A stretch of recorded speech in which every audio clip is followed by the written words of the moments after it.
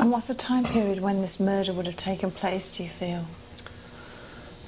Instantly, they put in my head 50, so I guess Right. 1950s. Would we have known about this, or is this something that was hidden or covered up so we didn't know? There's something about his status, the word status, so I presume they mean that whatever his position in life, he's not nobility, he's not royalty, he's none of that. It seems more to me that he would be involved with the Cunard, you know, the owners. It seems more of an ownership thing, that it was all hushed up.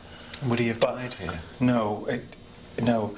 When I say hushed up, I don't mean he got away with it. Right. I actually don't mean that. No, but we just didn't know about it. Yes, basically.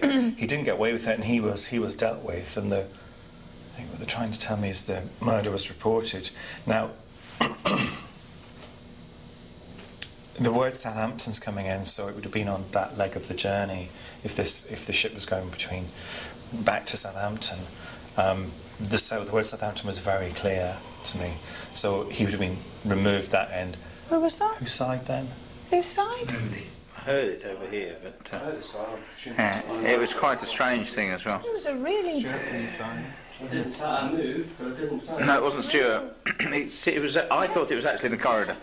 To be honest with you, I thought it was out there in the corridor, but there is another door there. Did anybody sigh out there? But I heard it and I thought it was in there. It was a real... Yeah, it was, definitely. The word Southampton was very clear to me, so he would have been removed that end. Who was that? Whose side then? Whose side? I think this room has the worst energy.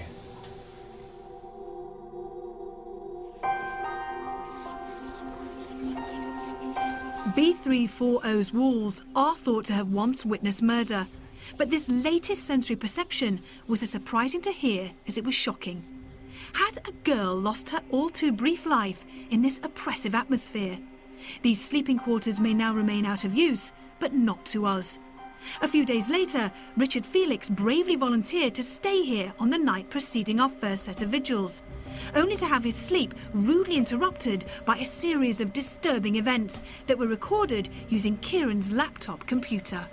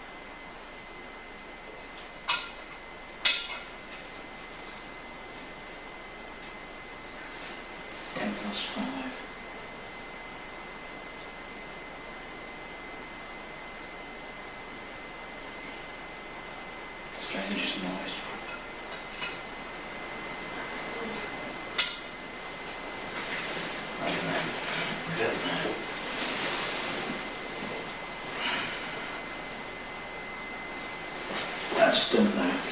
Strangest noise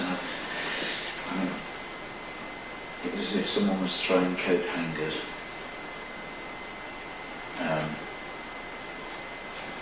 It seemed to come from, I don't know, it seemed to come from the door.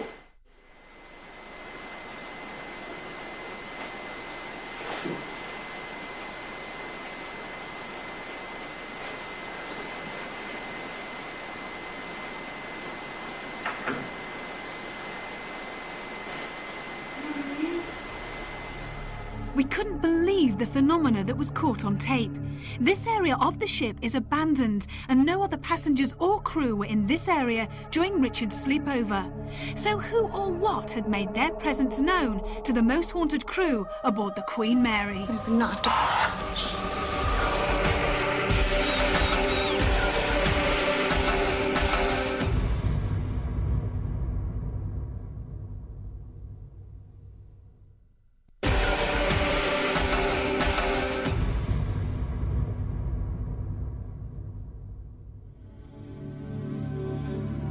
The most haunted crew are enjoying a little ghost hunting Californian style.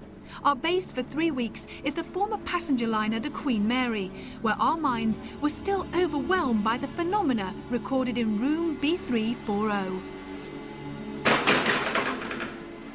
Kieran's analysis of this remarkable footage remains ongoing and as yet without conclusion, but each viewing still seems as mystifying as the first.